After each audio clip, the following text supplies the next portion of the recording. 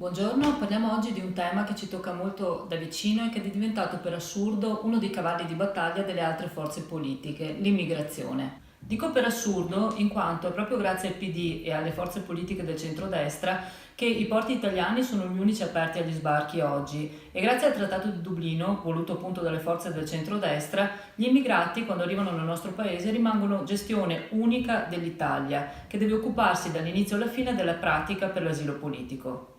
L'espletamento di una pratica per l'asilo politico è un costo molto importante per l'Italia, in quanto durante lo svolgimento dell'iter procedurale l'immigrato rimane a nostro carico sia per quanto riguarda le spese di vitto che per quelle di alloggio. Peraltro l'iter è anche piuttosto lungo in Italia, parliamo di 18 mesi contro i 6 mesi della media europea. Probabilmente non avremo delle strutture efficaci come quelle dell'Europa, però è altrettanto vero che gli altri stati hanno molto meno richieste da valutare. Quello dell'immigrazione quindi è diventato ormai una piaga sociale e per risolverla non possiamo pensare di lasciare annegare nel mare i migranti che cercano di raggiungere il nostro paese. Ci sono delle soluzioni legislative che vanno adottate. In primis è necessario che l'Europa si assuma maggiori responsabilità e che venga rivisto il regolamento di Dublino. Ad ogni paese europeo deve essere destinata una quota di migranti sulla base del PIL, della superficie territoriale, del numero della popolazione, eccetera.